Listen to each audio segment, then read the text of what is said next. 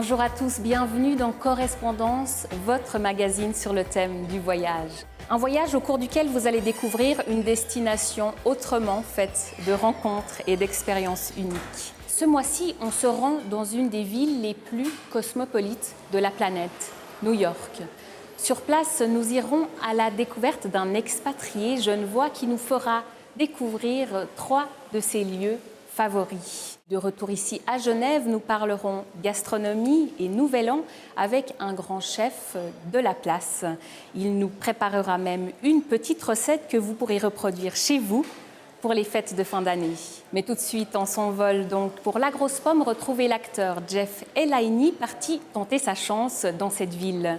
Il partage avec nous son expérience de cette ville qui ne dort jamais.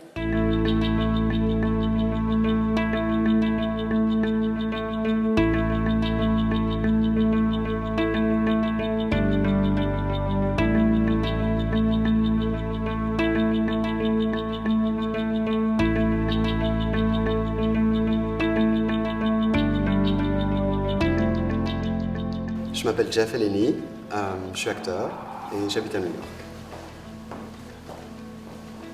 Donc ici, c'est le Theatre for the New City. C'est un théâtre qui est au cœur du East Village. J'ai joué ici donc dans une création, une pièce qui s'appelait Benedictus. C'était une expérience formidable. Il y a un côté très intime ici.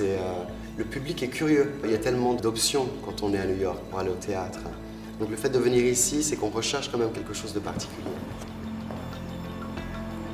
On peut venir ici, la porte est ouverte, présenter notre travail. Et puis c'est aussi un tremplin pour tout ce qui se fait à New York. Il y a beaucoup de shows qui sont présentés ici avant d'être sélectionnés pour peut-être faire une carrière sur Broadway. Thank you. Man, you would have been perfect for that part. Oh, well, send it to me. I'd like to see it. Yeah, you bet. West Broadway and Duane, please. West Broadway and Duane. That's correct. On va à Tribeca. Donc Tribeca, c'est un acronyme pour Triangle Below Canal. Canal Street, c'est donc Chinatown, c'est juste en dessous. Et si on regarde donc sur un plan de la ville, c'est à la forme d'un triangle, d'où son nom. Et c'est un quartier que j'affectionne particulièrement. Il est juste à côté de l'ancien World Trade Center. Donc c'est un quartier qui a subi ce coup dur lors du 11 septembre. Les gens n'allaient plus là-bas pour manger, c'était un peu devenu désert.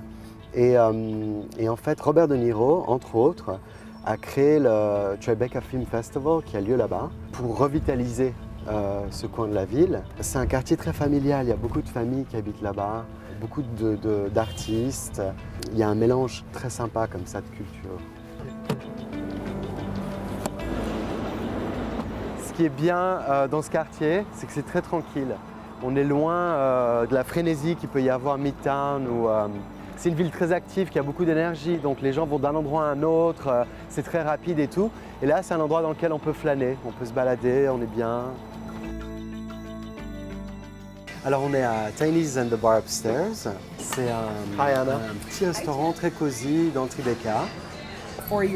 Il y a 4 ans environ, mes 2 frères et moi avons décidé de nous lancer en affaires ensemble et nous avons choisi d'ouvrir un bar-restaurant. Un endroit où les gens peuvent se rencontrer, rire, pleurer, manger et boire. Et voilà comment les Tiny's est nés. Donc la nourriture à Tiny's, c'est ce qu'on pourrait qualifier de American food. Yes, New Year's Eve is one of my favorite times at Tiny's. Nouvel An est un de mes moments préférés ici au Tiny's.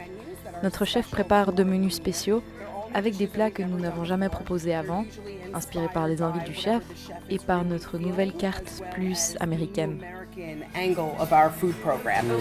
C'est un endroit qu'il faut connaître, c'est un bistrot de quartier.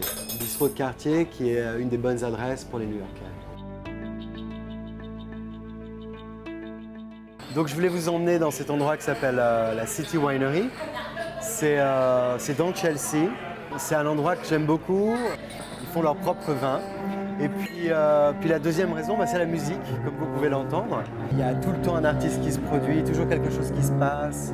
Il y a encore cette énergie qui est très forte, on a envie de vivre chaque moment.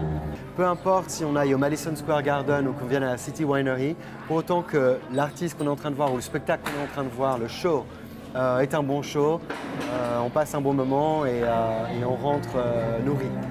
Bon, et puis c'est vrai que pour continuer sur cette idée, l'idée de boire du vin, d'être là avec des amis, ça reste quand même très européen. C'est le genre de choses que je ferais si j'étais à Genève.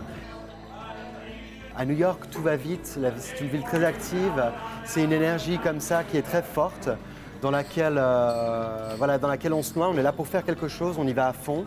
Donc le fait de pouvoir retourner à Genève, voir sa famille, entouré des montagnes, avec le lac, la nature, etc., c'est quand même très serein, permet d'être plus zen. Pourquoi New York? Déjà, là, ce son, c'est génial. Il y a mille et une choses à découvrir. En fait, les possibilités sont infinies. Aux États-Unis, enfin spécialement à New York, on dit work hard, party hard. Dès que les gens ils travaillent beaucoup, ils travaillent dur, et puis ils sortent quand même après. Ils sortent parce qu'il y a tellement de choses à faire. Donc voilà, c'est juste un enchantement au quotidien.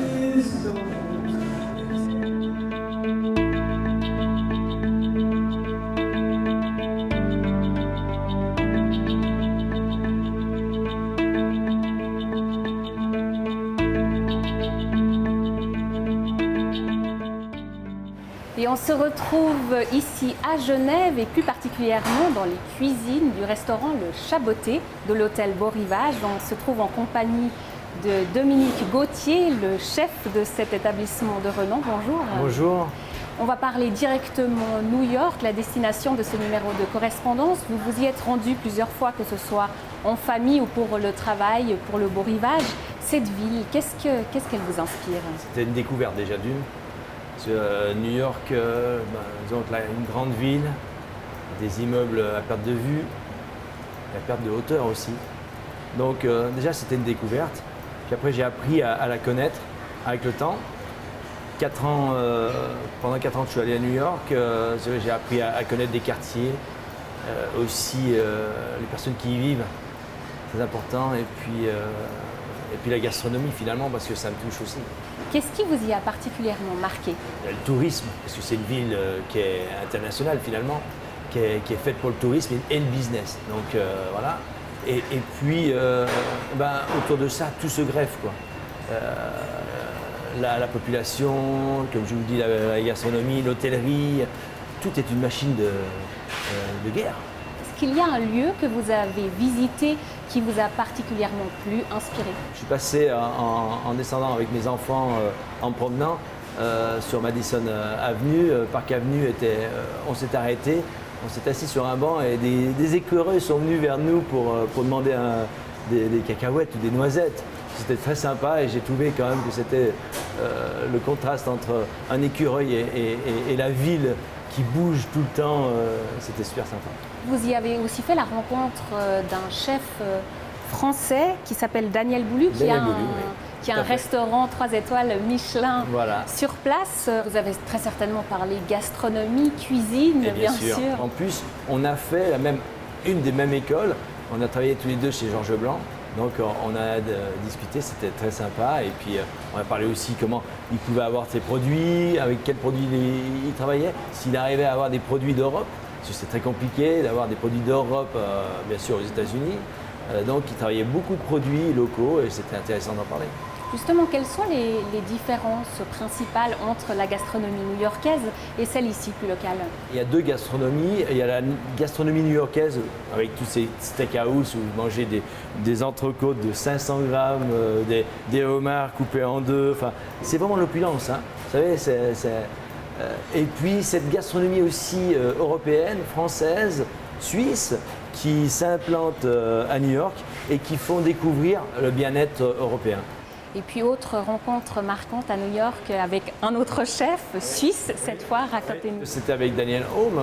On m'avait conseillé d'aller manger chez Daniel Home, qui maintenant aussi est 3 macarons Michelin, donc 3 étoiles Michelin à New York. Et j'avais fait un repas génial et on s'est rencontrés, c'était une super rencontre. Et voilà, c'était Voilà, et il a fait venir un peu de la Suisse à New York. Et puis on est au mois de novembre, hein, les fêtes de fin d'année s'approchent à grands pas, Nouvel An aussi. Quel sera le plat phare de cette fin d'année? Alors, pour les fêtes de fin d'année, vous avez la volaille, bien sûr, vous avez les gibiers, vous pouvez manger encore du gibier. Mais on a aussi à Genève le cardon de Plain Palais ou le cardon de Genève. Et donc moi je fais beaucoup, toutes les années, une recette avec ce cardon. Bien sûr, pour les fêtes de fin d'année, on a la truffe. Donc on va le servir avec de la truffe. Et puis la Saint-Jacques en pleine saison. Justement, vous allez nous préparer une petite recette que les téléspectateurs pourront reproduire très certainement chez eux pour cette période. On y va? Au départ, on va éplucher le cardon. On enlève les épines d'un coup de couteau, c'est très simple. On va l'éplucher pour enlever le plus gros des fils.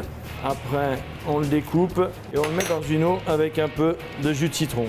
Pour faire cuire les cardons, c'est très simple. On va prendre une noisette de beurre. On va mettre les cardons dans ce beurre. On les assaisonne. Et après, on ajoute à hauteur un bouillon de volaille et on va laisser cuire une bonne demi-heure. Pour la sauce, c'est très simple. On va prendre un peu de bouillon de volaille, la cuisson des cardons. On va lui ajouter de la truffe. On va lui ajouter un petit peu de beurre et la mixer. Alors maintenant, on va passer à la cuisson de la Saint-Jacques. Il faut mettre sur un plat de cuisson un peu d'huile d'olive, votre noix de Saint-Jacques et on va la mettre au four pendant 3 minutes à 250 degrés.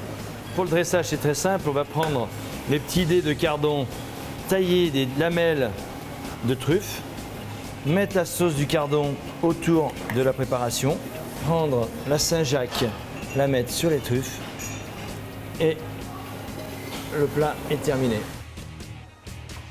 J'espère que vous avez pris plaisir à voyager en notre compagnie. Si vous souhaitez passer les fêtes ici à Genève, sachez que le Chaboté propose un menu spécial pour Noël et Nouvel An.